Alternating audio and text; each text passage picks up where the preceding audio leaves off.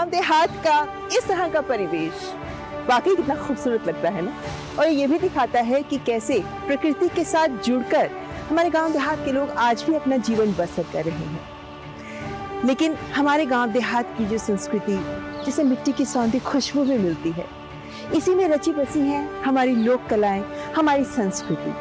और इसीलिए जो सदियों से हमारी लोक संस्कृति पनपती रही है और समय के साथ में विलुप्ति की कगार पर पहुंच गई है, उसे सहेजने समेटने के काम में आज भी हमारे इन्हीं गांव देहात के लोग जुटे हुए हैं।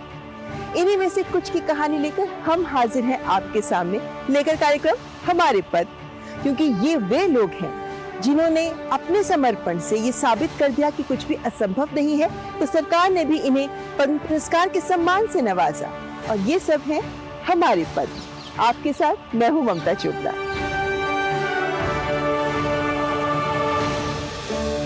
ये सुहावना मौसम और इसमें बज रही हो उस्ताद बिस्मिल्लाह खां की शहनाई। वाह क्या बात है ना। और शहनाई से याद आया, उस्ताद बिस्मिल्लाह खां के 5 शिष्यों में से एक है डॉक्टर एस भालेश भजंत्री। अपनी जिंदगी के 55 बसंत वो शहनाई वादन को ही समर्पित कर चुके हैं। इतने बेहतरीन शहनाई बजाते हैं कि उनकी शहनाई को सुनकर उस्ताद बिस्मिल्लाह खां ने खुद उन्हें दक्षिण भारत के बिस्मिल्लाह खां की उपाधि तक दे डाली थी। यही नहीं, हिंदुस्तानी गायन के लिए भी वे बहुत मशहूर हैं। 45,000 गीत गाए हैं, 50,000 से अधिक भजन गाए भी हैं, उनमें शहनाई भी बजाई है। कला के प्रति समर्पण का अनुपम उदाहरण है डॉक्टर भजंत्री, जिन्होंने अपने इस समर्पण के लिए ही तो प्राप्त किया है पद्मश्री का सम्मान।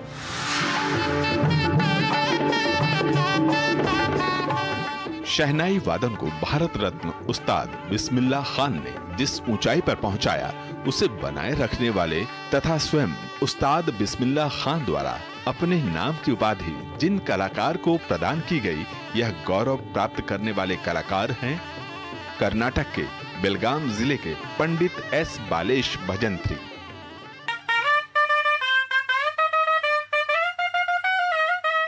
जिन्हें उस्ताद बिस्मिल्लाह खान जी ने दक्षिण भारत के बिस्मिल्लाह खां की उपाधि दी थी। 11 वर्ष की आयु से संगीत कार्यक्रमों में शिरकत कर रहे भजंत्री जी को उस्ताद बिस्मिल्लाह खान ने अपना शिष्य बनाया। उन्हें कई अवसरों पर उस्ताद बिस्मिल्लाह खां के साथ शहनाई वादन करने का अवसर भी प्राप्त हुआ। उन्होंने हिंदुस्तानी और कर्नाटक संगीत के वरिष्ठ संगीतकारों के साथ कई जुगलबंदियां की हैं। मैं तो छोटा उम्र से शहनाई प्ले मैं एक छोटा आदमी इंडिया में बहुत बड़ा नाम आ गए, लेकिन हमको दिल में वो भी मैं छोटा आदमी है ऐसे बजाना, वो अच्छा बजाना ऐसे हमको दिल से। बाद में एसपी बालसुब्रमण्यम का मौका मिला, वो कभी भी रिकॉर्डिंग में आके जाके सब पहचान होगा, लेकिन हम किधर जाएगा, बालसुब्रमण्यम भी आए थे। सब लोग म्यूजिक डायरेक्टर के पास मैं जाके काम किया है। सब इंडिया में सब म्यूजिक डायरेक्टर, छोटा म्यूजिक डायरेक्टर, बड़ा म्यूजिक डायरेक्टर, सब लोगों के पास जाके सबका आशीर्वाद हमको मिला। सबको मिलने के बाद इतना इधर से इधर तक है। पद्मश्री होने के बाद राजा साहब भी कचेरी बजाने के लिए गए थे, उधर बोलते हाँ पद्मश्री बालेश पद्मश्री बोल के सब लोगों को पहचान करता है। बाद में रहमान को मालूम पड़ा, रहमान सब लोगों को पद्मश्री सब लोगों को, बालेश म्यूजिशियन में एक पद्मश्री अवार्डी, सब म्यूजिक डायरेक्टर को दिल में बहुत अच्छा प्यार आ गए थे। मैं नहीं सोचे थे, लेकिन पद्मश्री होने के बाद हमको सब लोग बहुत प्यार करता है, बहुत प्यार करके काम लेता है। बहुत खुशी हो गई, बहुत सम्मान करके हमको दिल को बहुत खुशी कर दिया। भारत सरकार बहुत शुक्रिया।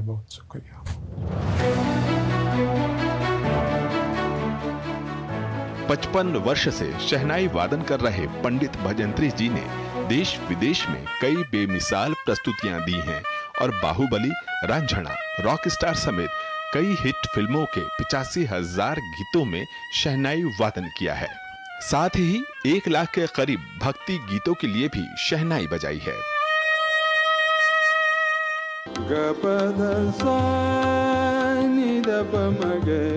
यही नहीं, गायन में भी वे अलग अलग भाषाओं के लगभग 1000 से अधिक गीत गा चुके हैं। अपनी व्यस्ततम दिनचर्या से समय निकालकर वे आर्थिक तौर पर कमजोर दिव्यांग युवाओं को गायन और वादन सिखाते हैं।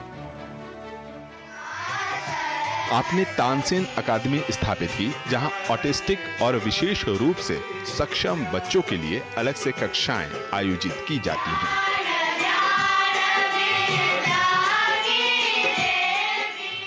हमारा पिताजी का जो 4th जनरेशन म्यूजिशियन है, हम भाई लोग 5th जनरेशन म्यूजिशियंस है। हम लोग जो हमको पढ़ाई हमने पिताजी विद्या दिया है, लेकिन हमको पिताजी को लीगेसी आगे लेकर जाने के लिए हम सब लोग संगीत में आए हैं। एक कॉल आया था, दिल्ली से आ रहा था। वो आने समय वो पिताजी का मोबाइल पर ही उन्होंने कॉल किया। वो पिताजी वो फ़ोन लेकर बात करने के लिए उनको शक्ति नहीं था, क्योंकि कोविड में अफेक्ट हुए थे पिताजी, बिस्तर में थे। और वो फ़ोन आ रहा था, आने के बाद एक बार उन्होंने कॉल अटेंड किया, वो हिंदी में बात कर रहे थे और कोई बात कर रहे थे बोलकर उन्होंने रख दिया। रखने के बाद ये बार बार फ़ोन आ रहा है बेटा बोलकर मुझे उन्होंने फ़ोन आकर दिया। बाद में वो 2-3 बार उन्होंने फिर फ़ोन किया। फ़ोन करने के बाद उनका लैंग्वेज पंडित एस बाले साहब से हमको बात करना है। मैंने जाकर पिताजी को समझाया कि ये बहुत इंपॉर्टेंट कॉल है, कोई दिल्ली से फ़ोन कर रहे हैं। तो उनका कान में जाकर रखने के बाद हमारा होम सेक्रेटरी साहब उन्होंने पिताजी को अनाउंस किया कि हम इस साल का पद्मा अवार्ड हम आपको देने वाले बोलने के बाद मुझे क्यों दे रहे हैं, क्यों अवार्ड दे रहे हैं, उनको मालूम नहीं हो रहा था, कॉन्फिडेंटली नहीं हो रहा था। संगीत के क्षेत्र में विलक्षण योगदान के लिए उस्ताद बिस्मिल्लाह खान कला रत्न सम्मान, कर्नाटक कलाश्री समेत कई पुरस्कारों से विभूषित संगीत साधना से अपने गुरु उस्ताद बिस्मिल्लाह खान साहब की समृद्ध विरासत को आगे बढ़ा रहे पंडित एस बालेश भजंत्री जी को पद्मश्री से सम्मानित किए जाने पर हार्दिक शुभकामनाएं।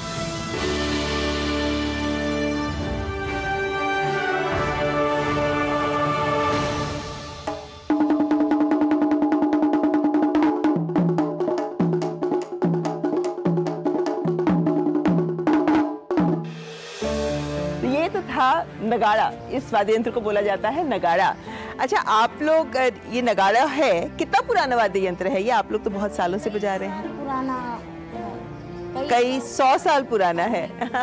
अच्छा, आपके जैसे डिंडोरी जिले से हैं मध्य प्रदेश के, तो आप लोग के उस क्षेत्र में जब वाद्य यंत्र बजाते हैं तो किस किस तरह के वाद्य, जैसे ये नगाड़ा ऐसे और तारी, मंजीरा, टिमकी, सहनाई और मांदार, गुदुम, डफला, बहुत सारे ना। और ये तमाम वाद्य यंत्र ऐसे हैं जो हमारी इन्हीं लोकगीत और लोक संस्कृति को समृद्ध करते आ रहे हैं। दार्जिलिंग के कलिम्पोंग के काजी सिंह ने भी, इन्होंने मादल का नाम लिया ना, मादल वाद्य यंत्र को लेकर बहुत काम किया। उनके पिता को तो मादला शास्त्र बोला जाता है।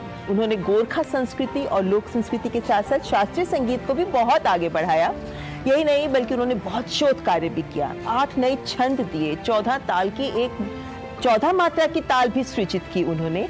और इस तरीके से जिस तरीके का गहन शोध किया, जिस तरीके का नवीन प्रयोग किए उन्होंने गोरखा लोकगीत, संगीत और शास्त्रीय गीत को लेकर, इसी के लिए सरकार ने उन्हें सम्मानित भी किया। उन्होंने पाया पद्मश्री का सम्मान।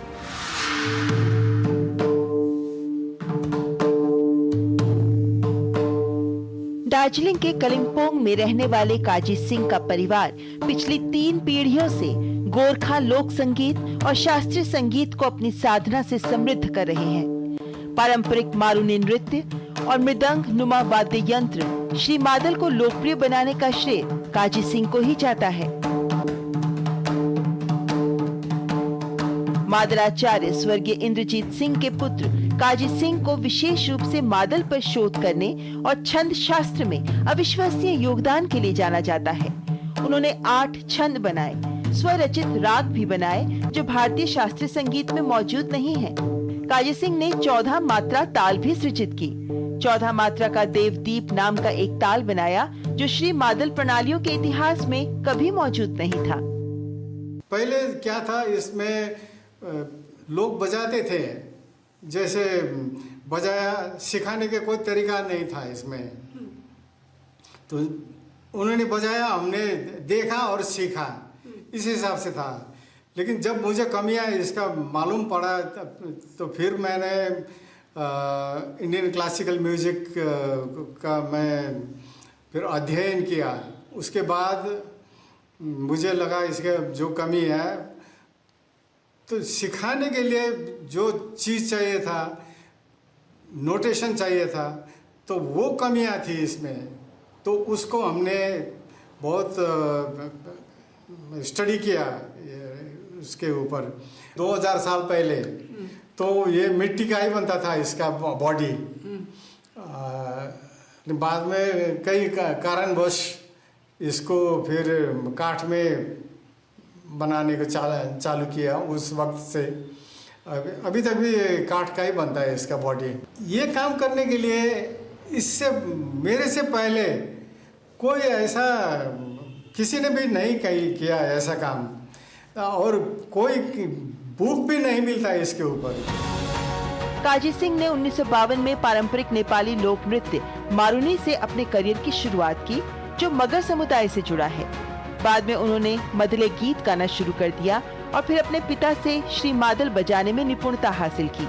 कालिम्पोंग में सांस्कृतिक संगीत और शास्त्रीय संगीत को बढ़ावा देने के लिए संस्कृति संरक्षण संस्थान की स्थापना की।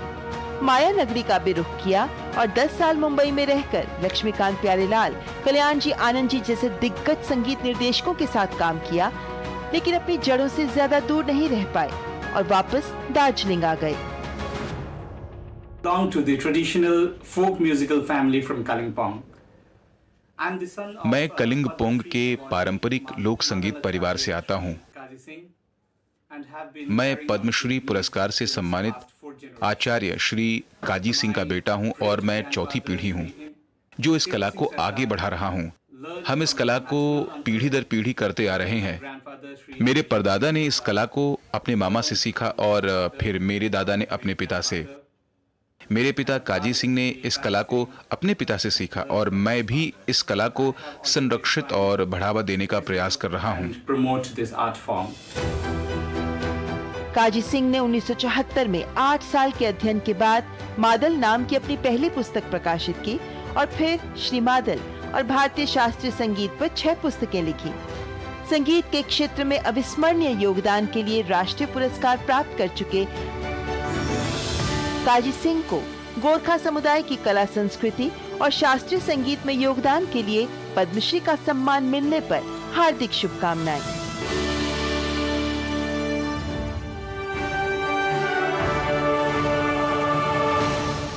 वाकई कितने समृद्ध है ना हमारे लोक नृत्य और लोक संगीत के रंग। यहाँ पर वक्त एक ब्रेक का, लेकिन ब्रेक में जाते हुए आपको छोड़े जा रहे हैं नगाड़े की थाप के साथ।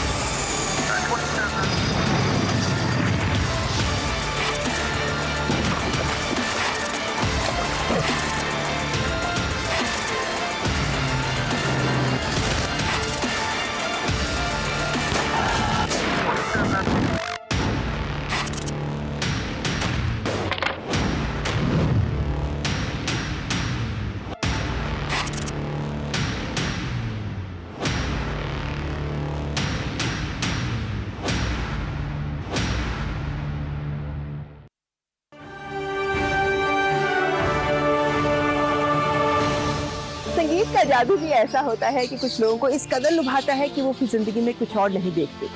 जैसे तमिलनाडु के तिरुचिरापल्ली के A.K.C. नटराजन क्लेरियोनेट बजाते हैं आप, और क्लेरियोनेट को लेकर नागस्वरम उस्ताद पिल्लई ने तो आपको क्लैरिनेट एवरेस्ट की उपाधि से भी नवाज दिया। ये कहना गलत नहीं होगा कि आज एकेसी नटराजन को क्लैरिनेट का पर्याय माना जाता है। यही नहीं बल्कि आपने कर्नाटकी संगीत को लेकर भी बहुत काम किया है। यहाँ तक कि आपने एक नई शैली का विकास कर एक नया स्कूल भी स्थापित किया और इसको नए आयाम दिए हैं।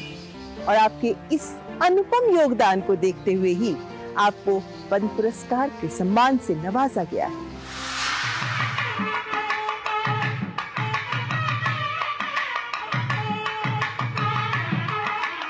शहनाई वादन को अपने अभिनव प्रयोगों द्वारा नई ऊंचाइयों पर पहुंचाने वाले तमिलनाडु के तिरुचिरापल्ली के एकेसी नटराजन देश के सबसे वरिष्ठ शहनाई वादकों में से एक हैं। शहनाई की धुनों को कर्नाटक संगीत में ढालने की अद्भुत शैली उन्हें विशिष्ट कलाकारों की श्रेणी में खड़ा करती है। 10 वर्ष की उम्र से ही अल्थूर वेंकटेश अय्यर और इलुपर नतेसा पिल्लई के सानिध्य में संगीत साधना शुरू की। 1946 में अपनी पहली सार्वजनिक प्रस्तुति दी। प्रसिद्ध सितार वादक पंडित रविशंकर के साथ भी काम किया। आकाशवाणी से जुड़कर कालीकट और दिल्ली में सेवाएं दी, लेकिन संगीत साधना में पूरा वक्त देने के लिए 1952 में इस्तीफा दे दिया।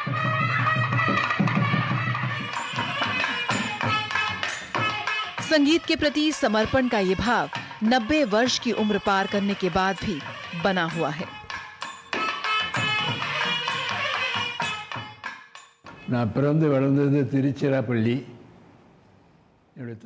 मेरी शुरुआती दिनों की बात है जब संगीत अकादमी ऑर्केस्ट्रा के साथ मेरा प्रदर्शन एक रात 9:15 बजे से 1:30 बजे तक चला। इसका रेडियो पर सीधा प्रसारण भी किया गया, जिससे मुझे राष्ट्रीय और अंतर्राष्ट्रीय स्तर पर पहचान मिली। उस कार्यक्रम में परफॉर्म करने के बाद कई जगहों के संगीत कार्यक्रमों में मुझे प्रदर्शन करने के लिए आमंत्रित किया गया। यहां तक कि मैसूर के महाराजा ने भी मुझे आमंत्रित किया। कर्नाटक राज्य के मंत्रियों ने मुझे आमंत्रित किया। तिरुवनंतपुरम में भी मुझे आमंत्रित किया गया। देश भर के विभिन्न मंदिरों के कार्यक्रमों में भी मुझे आमंत्रित किया गया। यह मेरे लिए बहुत अच्छा अनुभव था। मुझे पद्म पुरस्कार मिलने के बाद अगले दिन एक सभा के दौरान देश के प्रधानमंत्री, गृह मंत्री और वित्त मंत्री ने भी हमारा सम्मान किया।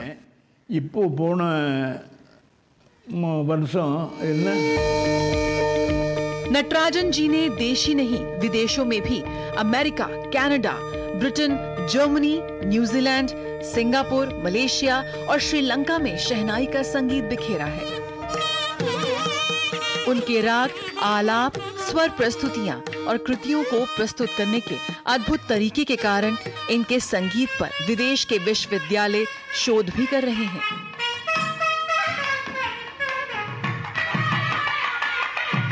ये कहना अतिशयोक्ति नहीं होगी कि शहनाई और नटराजन जी एक दूसरे का पर्याय बन गए हैं।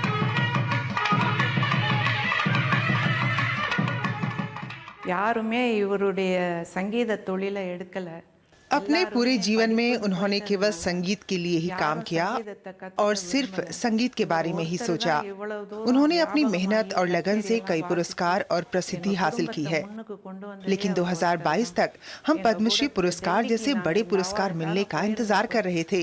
जब हम पद्मश्री पुरस्कार लेने के लिए दिल्ली गए थे तो एयरपोर्ट से घर लौटने तक भारत सरकार से हमें अद्भुत आतिथ्य और स्वागत प्राप्त हुआ। वो समय हमारे लिए एक अविस्मरणीय क्षण था।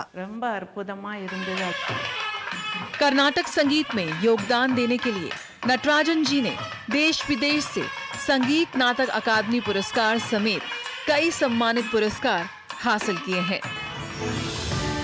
कर्नाटक संगीत को नए आयाम देने वाले वरिष्ठ शहनाई वादक एकेसी नटराजन को पद्मश्री से सम्मानित किए जाने पर अनंत शुभकामनाएं।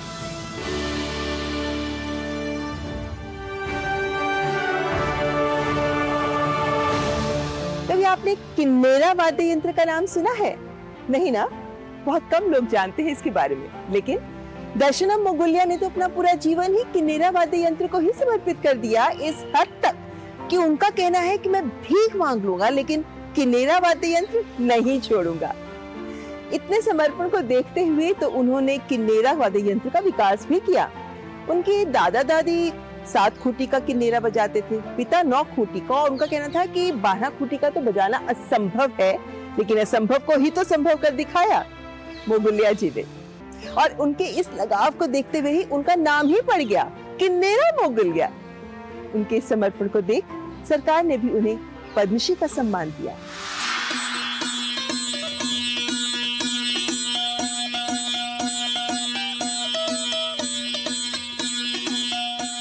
कला और संस्कृति के क्षेत्र में अग्रणी हमारे भारत में लुप्त होने की कगार पर पहुंचे दुर्लभ वाद्य यंत्र और विधाओं को अपनी कठिन साधना की बदौलत जीवित रखने वाले कलाकारों में शामिल हैं कला को समर्पित कलाकार दर्शनम मोगुलिया, जो किन्नेरा नाम के अनोखे और प्राचीन वाद्य यंत्र को सहेजे हुए हैं।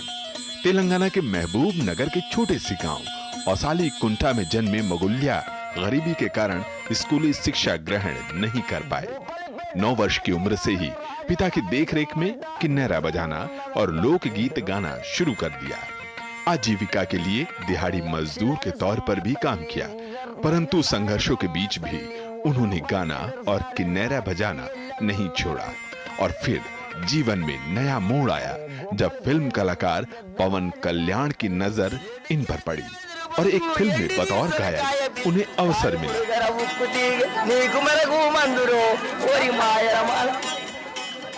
ఇది కిన్నెర 12 మెట్లు ఉండలేదు, మా తాతలు కట్టిండ్రు దీన్ని తయారు చేసినప్పుడు। ఇది 550 यह वाद्य यंत्र हमारे पूर्वजों द्वारा 500 साल से भी पहले बनाया गया था। अब मैं अपनी पारिवारिक विरासत को आगे बढ़ा रहा हूँ। इसके लिए अपने आप को मैं बहुत भाग्यशाली व्यक्ति मानता हूँ। इस यंत्र की अगर मैं बात करूं तो पहले यह यंत्र नारियल की खोल से बनाया जाता था, लेकिन समय के अनुसार मैंने इसमें कुछ बदलाव किए हैं।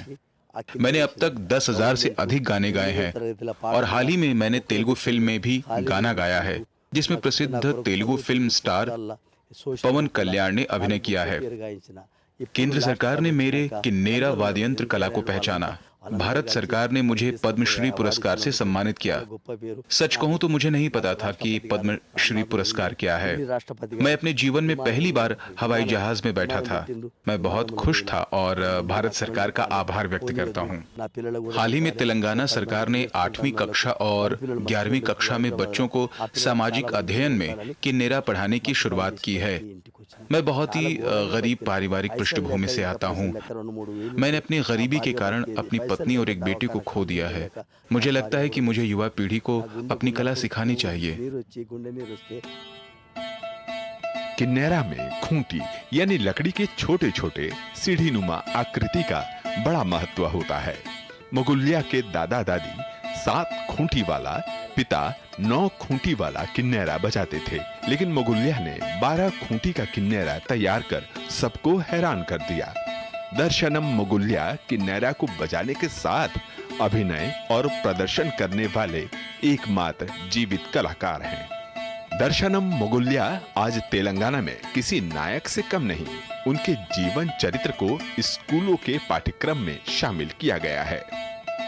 మా నాయన కష్టపడ్డప్పుడు మా చిన్నతనం అప్పుడు మా అమ్మ मैंने कभी नहीं सोचा था कि मेरे पिता इतने लोकप्रिय हो जाएंगे। ये सब हमारे पूर्वजों के आशीर्वाद और पिताजी की मेहनत के कारण हुआ है। हमने बहुत मेहनत की है। हम दिहाड़ी मजदूरी करते थे। मेरे पिता ने हाल ही में सुपरहिट फिल्म में एक खूबसूरत गाना गाया है और उस फिल्म में सुपरस्टार पवन कल्याण ने अभिनय किया है। अब मेरे पिता को पद्मश्री पुरस्कार से सम्मानित किया गया है, जिसके बाद हमारे समाज में भी हमें सम्मानित किया गया। अब मुझे खुशी है कि मैं अपने वंश की विरासत को जारी रखने के लिए अपने पिता से अपने पूर्वजों की कला सीख रहा हूँ। हमारा साथ देने वाले सभी लोगों को धन्यवाद। किन्नेरा वीणा की तरह ही एक तार वाला आदिवासी समुदाय से जुड़ा वाद्य यंत्र है, जो बांस, गोल लौकी के सूखे बाहरी आवरण, सींग, शहद, मोम, दर्पण और तार से बनता है। किन्नेरा 500 वर्षों से बचा हुआ अकेला पुराना वाद्य यंत्र है। अपनी तपस्या से एक दुर्लभ वाद्य यंत्र का संरक्षण कर रहे दर्शनम मोगुलिया को पद्मश्री से सम्मानित किए जाने पर हार्दिक शुभकामनाएं।